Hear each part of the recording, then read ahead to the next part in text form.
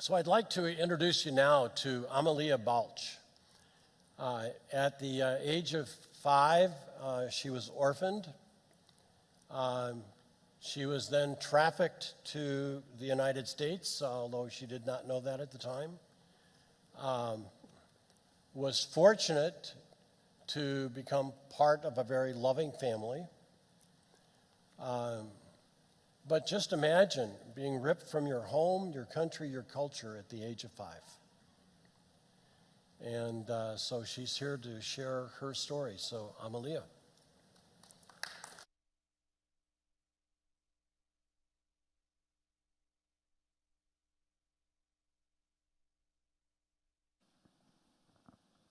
Hi, I'm happy to be here and to share my story with you. Let's see if I can get hooked up here. Uh-oh, I just got off. Excuse me, I'm sorry. This was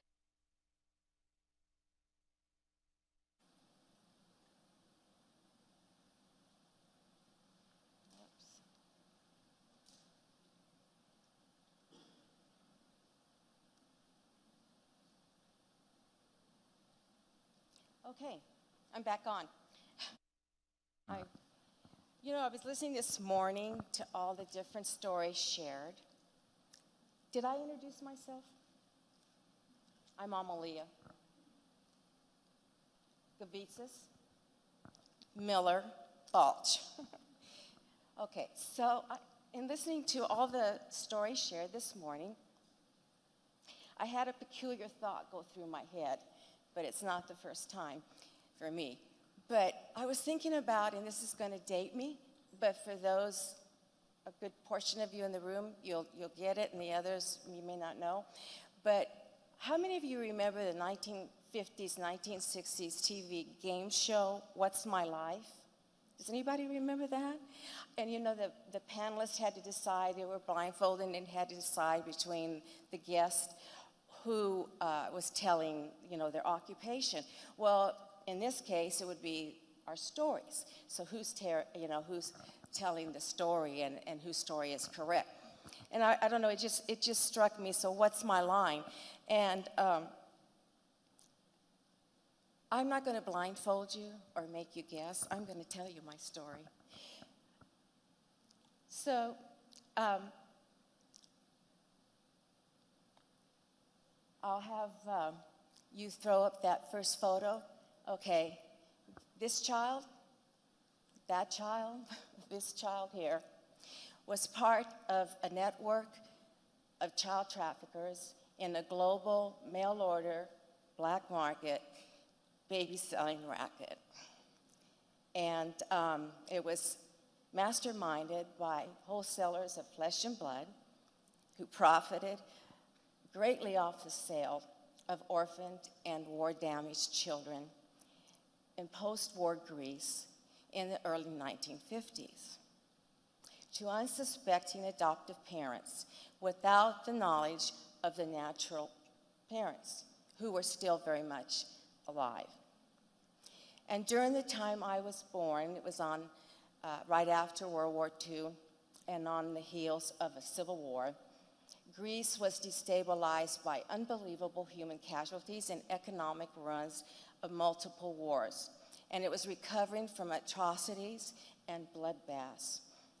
And the war crimes against civilization and the humanitarian crisis that we are currently seeing played out daily before us, I think is probably the closest in contemporary times I can to give you an image parallel, if you will, of some of the brutality that happened during World War II and during the Greek Civil War, of man's inhumanity to man, and when evil marched across Europe, killing planned mass murders and over 11 million people, and included 6 million European Jews and 59,000 Greeks and Greek Jews. And children became instantly orphaned and displaced. And there was a total of about 28,000 orphaned children and other children that were taken from their parents by force, and they were relocated to orphanages in Eastern Europe, and most never returned again to their motherland. And during the Civil War, it was 1941 to 49, some 158,000 Greeks died in the 20th century's most brutal wars. And you know, the heartbreaking fact that we just heard this week, that 10,000 orphans are unaccounted for in Ukraine and are suspected of being part of the child trafficking, really sent shivers down my spine, because it just brought memories back of another time in Greece in the not too distant past during a very difficult time in history. So why do I mention all this?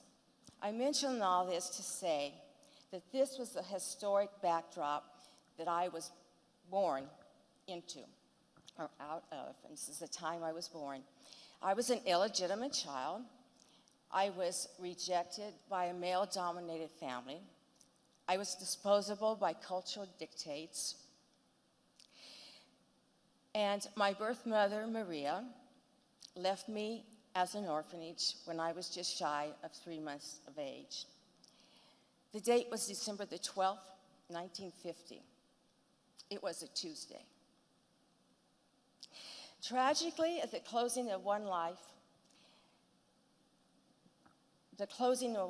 was heard by the slam of the institution's wrought iron gate, as another undefended child was abandoned to its fate. Now, this photo here is the orphanage.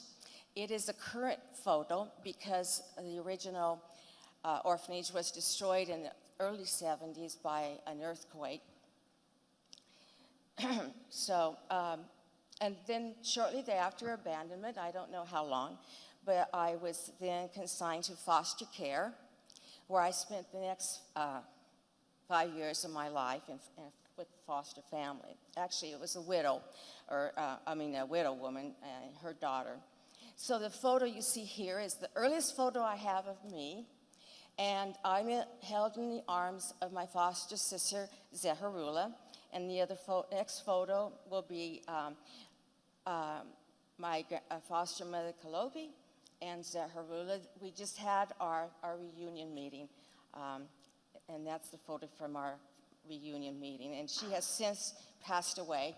And in the following photos, this is my foster home, and this little girl here is Zoe. She was in foster care at the same time I was, and I loved her dearly and missed her greatly. And this is Zoe and me when we were reunited just not too long ago, about 10 years ago, I guess.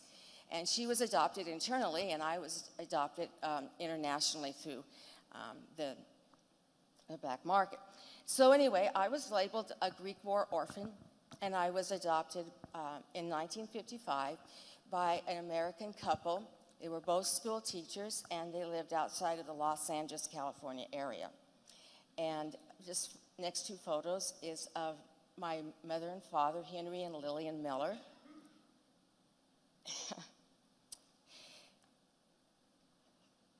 And it was these two beautiful souls in a foreign land called Americi who became my rescuers and my champions of love, and they changed the course of my life. So my story starts in Greece, of course, but I want you to know, before even a single line was written in the book of life, before a day was even fashioned for me, the Lord formed me and he covered me in my mother's womb. He brought me out of the womb. I was cast upon him from birth. From my mother's breast, he has been my God. And in his book of life, all the days of my life are written. So during this turbulent and extremely bleak time, babies were often snatched from the arms of their mothers by those attending their births. Doctors, nurses, and even priests, imagine priests, were bribed into telling single, destitute, naive, trusting women that their newborns had died or were stillborn. And I learned later that my mother's sister-in-law, my aunt, that is what she told her family about me on her deathbed, that I had been stillborn. Here I am. So I guess I wasn't stillborn. So anyway, A couple, and couples adopting babies were told that their natural mothers had died in childbirth. That's what my parents were told, was that my natural mother had died in childbirth. That's why I was available. But rather, these innocent babies were then sold and shipped to a lot of different countries, including America, and they often arrived without names and often with fake birth certificates. However, my destiny was divinely set, and it awaited me in another land called America. Now, this photo here is the last photo my parents got of me, received from Athens before I flew over in 1955. I spent 6 months in the Athens orphanage getting prepared to make the trip to America, where we had shots and all the medical things were taken care of, and shaved our heads, you know, to take care of the lice issue. And I've always had an issue with hair ever since. So anyway, and it was probably because of that. But the next photo is of the airplane, the Flying Tigers, replica of it. We found this in Tucson, Arizona at the Airplane Museum. So I thought it was really cool to be able to find it and stand by it and take a photo. And then the next picture is all my worldly possessions. This is what I came from Greece to America outside of the clothes that I wore. This is all that we had. It was smaller than a carry-on, but it was my carry-all. So 66 years ago, in October of 1955, a Flying Tigers flight left Athens for America, and the airplane was filled with irritable babies, frightened children, and pretty weary chaperones. But what I remember most about that flight was the deafening roar of the plane's engines, which hurt my ears. But it really did help to drown out the cries of babies and the wails of frightened toddlers. And when that orphan plane finally landed in New York City, parents who had adopted children by proxy eagerly waited to meet and claim the children they had known only by photographs. And my parents had only seen photographs of me. We had never met. And so we met for the first time on October the 30th, 1955. First day I stepped on American soil, and I met my new parents, and the day my life was forever altered. You know, the Lord would say, I know the plans I have for you. Plans to prosper you, not to harm you, to give you a hope and a future. So the next photo shows, actually, could we do the one before it? Well, it doesn't matter. This is a photo here.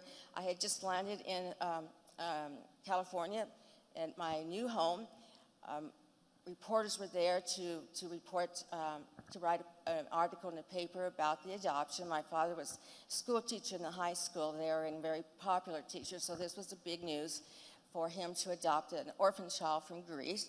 And so that's what this photo is about. And this one here is the first time we met in New York, and it's the meet and greet area of the airport where parents got to be introduced to their children and have a little warming up, getting acquainted time before they left for their respective states and homes.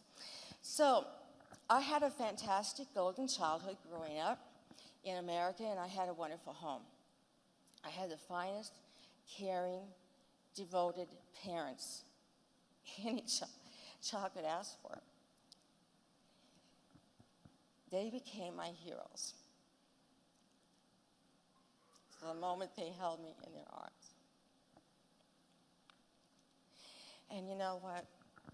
I am who I am because of their unconditional love and the legacy they left me, and because of their amazing devoted love for the Savior of all humanity. However, even with loving parents in a wonderful home and the opportunities of living in America, I always wondered, who am I? Who am I really? Where did I come from? Who did I belong to? When parts of your past are missing, you live with only what you've been told. I had so many questions, but I kept them all inside.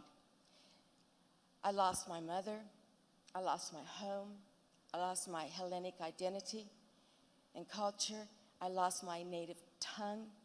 I was obliged to live a new identity with strangers in a strange land with strange sounding language. That's a lot of losses for a 5-year-old to deal with. But you know, I've always wanted to know, even as a little girl, over the years, what the truth really was about my life. My parents were good. They were about telling all they knew, but they didn't know very much.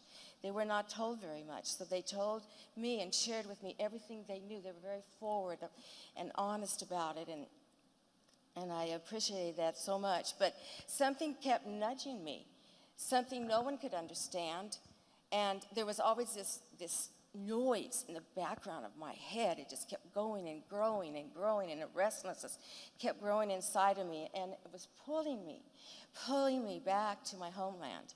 It was like that unseen umbilical cord had never been severed from Greece. So after I married, and after I became a mother of a beautiful son,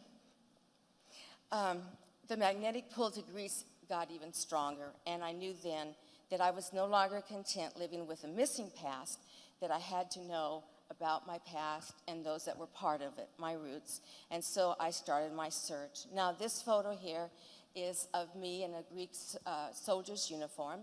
It was taken for a Christmas photo that my parents took of me. So while pursuing answers and following leads on my way back home, divine doors of opportunities opened. But I had a problem. I'd forgotten how to speak Greek. And what was I to do? How was I going to communicate with anybody? Well, my research into my adoption and my quest for my biological family, along with writing my memoir, was an emotional roller coaster ride and expanded about 25 years. And with the added layer of shame of this time, plus haphazard record keeping, it was a really slow and exhaustive process. And for more than 7 years, I dug into my past. And armed only with my adoption paperwork, my husband and I visited Greece several times, hoping to find information about me. But we really came up with nothing that I didn't already have. You know, the truth remained elusive. Facing the truth, even decades later, was very difficult, because Greeks are led by the unspoken law of, what will people think? What will people think of us? We have our reputations to protect. This is very strong, and it's even a really strong fear driver today, I think, and a typical response of the majority of people. So because of that, lips were tightly sealed. And so during this time of searching, I had spoken extensively and been interviewed in the Greek press and in the Greek media on this particular time in Greece. And I think you're going to throw up, yeah, there we go. And many articles were in the paper about my adoption story, and this is another one with my cousins that I met, my first cousins, had a little reunion, so they wrote a story about that, and we were standing just at the base of the Acropolis. I don't think you can see it there, but so I was kind of in the quandary of what I was going to do. I just was not finding anything out about myself, so I thought I need better help. So I hired a Greek lawyer, and I hired a detective. Still, I was unable to find my biological family because of the secrecy, because of the way things were in Greece at that time, because of the secrets they wanted to keep about what happened during the black market baby selling scandal. So no one wanted to talk. Well, I had the help of New York Times correspondent Nicholas Gage, an author of the book Eleni, who also was a former Greek war refugee, and he offered me his personal assistance. But with every triumph came a dead end, until a very unique young lady named Agatha Rodi, whose friendship we had cultivated and formed during our many trips over to Greece, and she helped me with the search. She not only spoke Greek, of course, but she understood her people. and also had a Greek assertiveness and boldness and chutzpah with which to do it. And believe me, it took this. And if you don't know what chutzpah is, you'll know it when you run into it. It's a kind of tenacity and boldness that's in your face and rolls you over. But it took that, bless her heart. She was an angel with skin on. And this photo here was taken in 1992. We were in the director's office of the Partridge Orphanage, looking through files, checking names, seeing what records we could find. We were also involved at that time in helping other adoptees locate and find their biological families as well. So we had multiple cases we were working at this time, including my own. And then the other photo is of her more recent with me. We were all out to dinner, and she had made a trip over here to visit us, and so that was what that picture is about. So it's through her extraordinary detective skills, and very much like finding a needle in a haystack, the mystery of my life was finally solved, and I was happily reunited with members of my biological family. Still, they were haunted by secrets, and my birth family has remained pretty tight-lipped about any particulars. In fact, they deny any knowledge of my existence, even though their mother, has said I was stillborn. But I leave that with God. And although I initially resisted Agatha's offer to help me, I just didn't see how she really could. I mean, I'd hired a detective and a lawyer, where was I going to go? Well, I never dreamed how telling my story to a perfect stranger would ultimately impact the outcome of my search for my family by inspiring someone so deeply enough in helping me to uncover and connect with the missing pieces of my past. What were the odds? What were the odds? She was just working in the hotel, a receptionist. We met her in the hotel we stayed in. She was so overwhelmed by my story. I didn't even want to tell her my story. But she kind of kept probing and probing that Greek, assertiveness, and I did. And she says, well, I helped somebody else find their mother. A Canadian lady came. Well, she had my attention then. I thought, really? Well, maybe, okay. I'll leave my papers. What do I have to lose, whatever. So, and she was the one who God had sent and placed in her heart to come alongside me and help me in this search. So these next photos are of my cousins, again, my first cousins. And the next one is a larger group of second cousins, their children, and that's my son in the front with a Hawaiian, I think it's a Hawaiian shirt on. And what was ironic, I mean not ironic, but what's so amazing and special for me was that when he went over to Greece our son went over to Greece with us to meet some of the relatives, he stepped in that group of those cousins, and he just kind of blended in, and it was so neat to see that. And this is the last reunion photo I had with some of my relatives before I came back to the States. Anyway, and the very last photo here, this is in the village where my birth mother was born, her bones, and that of her twin sister, Sophia, and her mother, Athena, and their yaya are buried. So I was able to visit there and see that and leave a little angel figurine there on her monument. So my journey for truth and resulted in finding more than just my roots and my identity.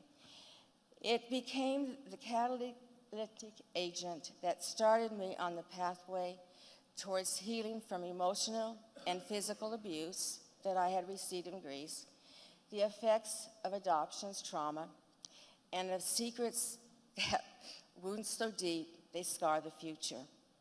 But you know what? Mercy rewrote my life. God placed a new song in my heart.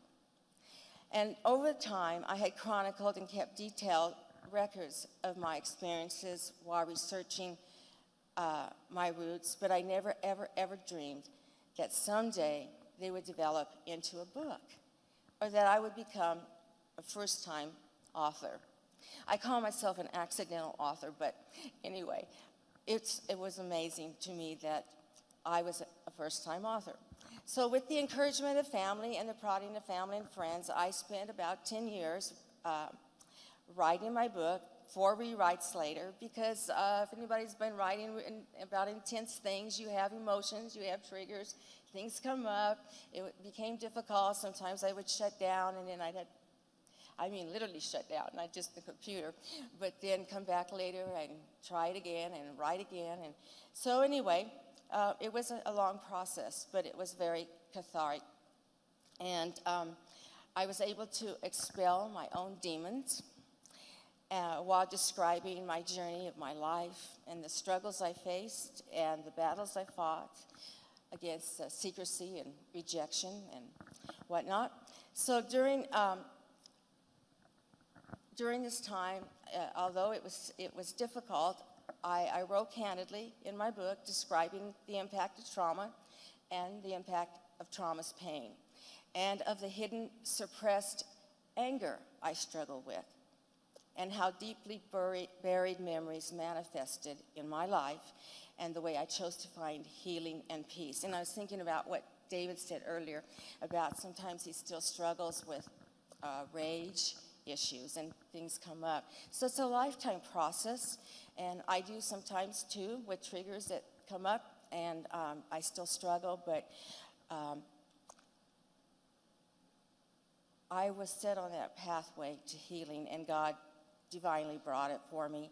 And one of the greatest unexpected blessings and revelation that came out of all this experience, and I'm rushing through it a lot just to give you a thumbnail sketch, is I harbored resentment against family members. I harbored resentment against my mother's brother, her only living sibling that I met on my first trip to reunion trip to Greece.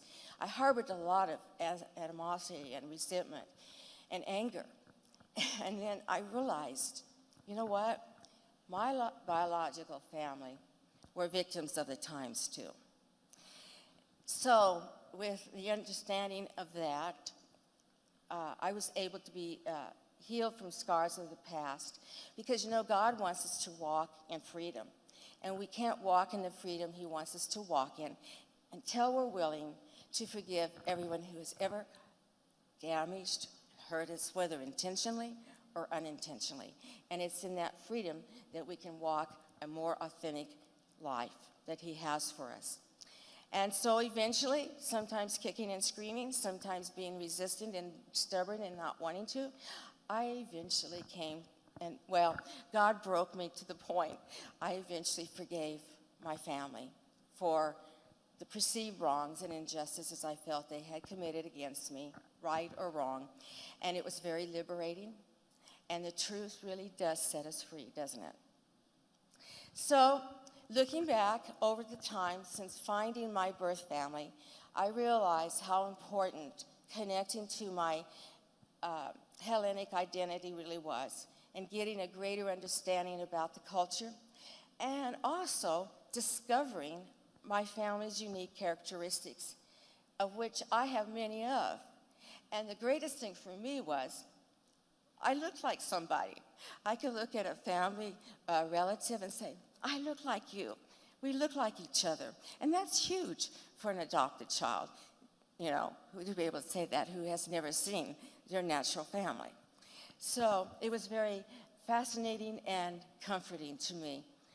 So I finally met members that I looked like, and then I learned another thing. I have a half-brother. It's complicated. Anybody who's got a brother probably knows that.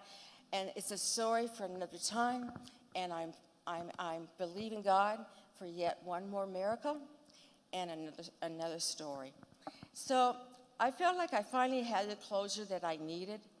I found my identity, my Greek identity, and I found my family. But I found my true identity in the center of God's heart. An editor for a parish journal was once asked why his publication had experienced such tremendous success. And he said he discovered this one thing, that everyone has at least one story to tell. And each of us, we have a story. And our stories are worthwhile sharing, and they're important stories, and they're powerful stories, and it's important that we share them. My story reveals the power of God's love and his ability to change everything, about bringing beauty from ashes. This is my life, but what is your story?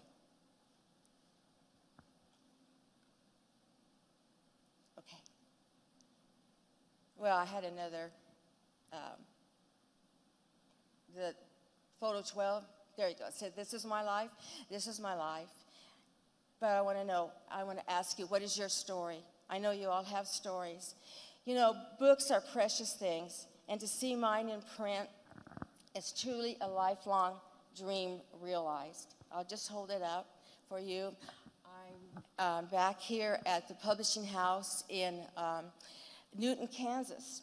I went back to pick up the books physically. We drove back because my parents are buried not too far from there. So I wanted to visit their graves and to pick up the books, and this is of me just having opened the box and took out my first book and being so excited. I want to say something. Where's Jan? Where are you, Jan? I know you're here somewhere. Where are you? Jan Cattle. We're outside at the bookstore, that enlarged picture of me. Compliments of Jan. She did that for me. Isn't that beautiful? Anyway, our histories and personal experience and our memories are very powerful. And the individual threads of the tapestry of our lives is found in the contributions of many, many people and of those that came before us.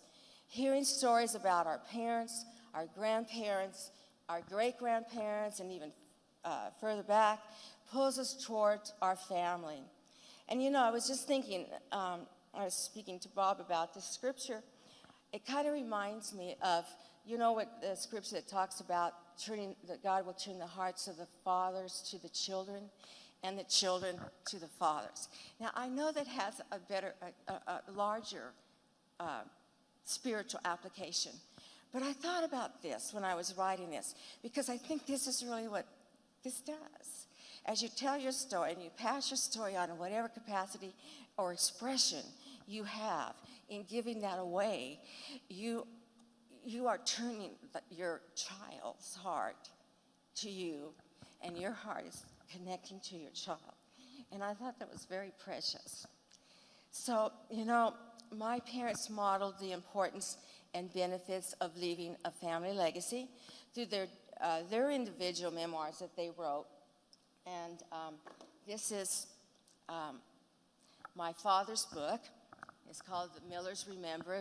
He was seventh son of 12 children. So anyway, this is his book, and it's so precious to me. And, you know, I just love reading all the stories, but my dad's words are in here. His experiences are in here.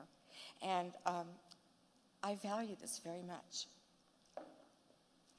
So one of the things that I learned by them writing theirs was that they were ensuring that lifetime experiences would not be a forgotten history, that history would continue on through telling the story to the next generation and next generations.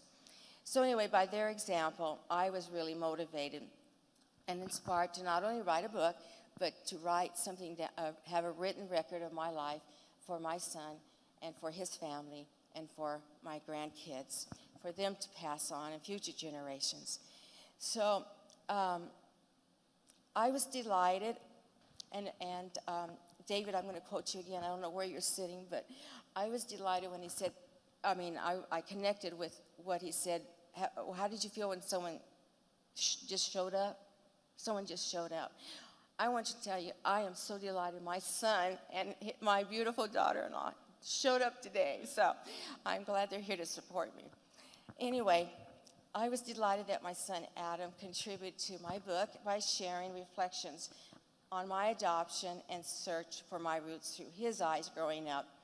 And I was really, really touched by his insightful remarks that my history means more to him today than ever before, because he recognizes it's a wonderful legacy that's being left. And it's really a gift. And not only just for himself, but for his wife and for his children and for the generations to come, hopefully. So it's a treasured keepsake. So you know what? You never know.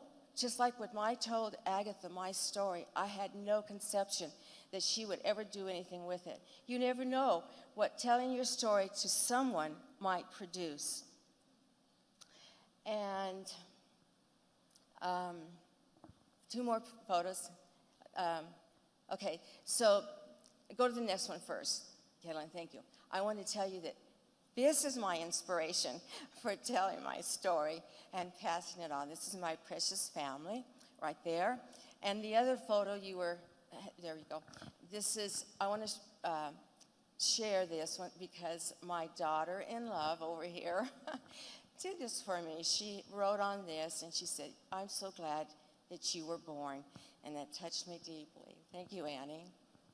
So, your story may not be as dramatic as mine, but it can certainly be as impactful. And one life touching, affecting another, lovingly, mentoring, encouraging, blessing. You know what? It's like saving the world. It's like saving the world. So let me close by saying, when those of us who are now seniors die, a library is buried. Vast wisdom, vast sums of wisdom and knowledge and history are lost. We all want to be remembered and hopefully missed, and to feel that we've somehow left our mark and our influence on our family and others. And that really stirs something very deep within our hearts to be able to do that. Well, I want to quote a Greek politician, and I find this kind of ironic, but to quote Pericles, a Greek politician, he said, "What you leave behind is not what is engraved on monuments, on headstones, but it's what you weave into the lives of others that matters." So let's share our unique stories with our families. Let's speak into their life, weave into their life. And by doing so, the whole world will know our story eventually, I think. And so I want to thank you for letting me share my story.